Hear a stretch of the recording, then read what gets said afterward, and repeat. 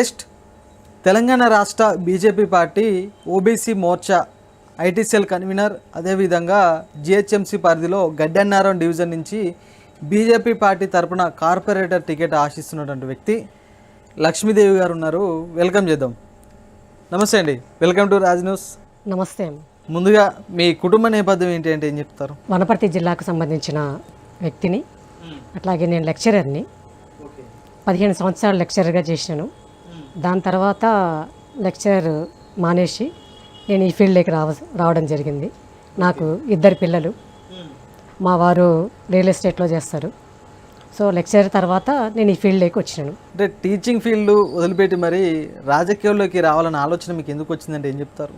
నేను సేవ చేయడానికి నాకు ఎక్కువగా పరిధి ఉంది అని అంటే, ఇట్లాగా రాజకీయాల్లోకి వస్తేనే అందరికీ కూడా నేను సేవ చేయగలుగుతాను అని చెప్పేసి ఆ ఉద్దేశంతో చిన్నప్పటి నుంచి నాకు ఒక చిన్న కోరిక ఉండేది. కానీ వాస్తవానికి టీచింగ్ ఫీల్డ్ అంటే ఒక వెరైటీ మైండ్ సెట్ ఉంటుంది. ఎంతసేపు ఉన్న విద్యార్థులకు పాఠాలు చెప్పాలి, విద్యార్థులకు ఉన్నత విలువలు నేర్పాలి.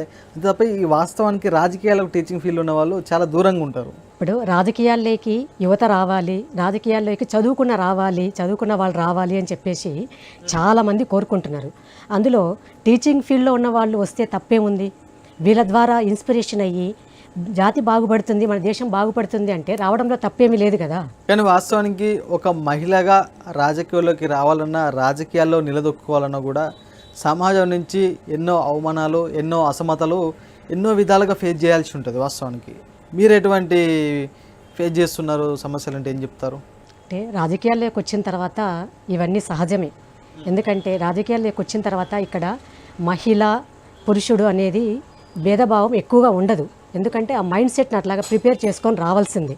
అటువంటప్పుడు మనం ఇక్కడ సెగ్రిగేషన్ చేయడం అనేది, నా వరకు నేను చెప్పడం అనేది చాలా తక్కువగా అనుకుంటున్నాను.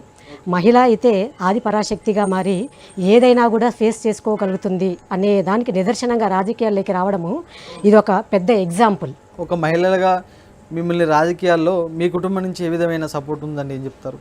నాకు రాజకీయాల్లో మొట్టమొదటిగా మా కుటుంబం నుంచి ఏదైతే సపోర్ట్ అంటున్నారో, మా వారి నుంచి, మా పిల్లల నుంచి, అట్లాగే మా అత్త మామ దగ్గర నుంచి కూడా నాకు బాగా ఫుల్ సపోర్ట్ ఉండబట్టే నేను ఈ రోజుటి వరకు కూడా రాజకీయాల్లో కొనసాగుతున్నా.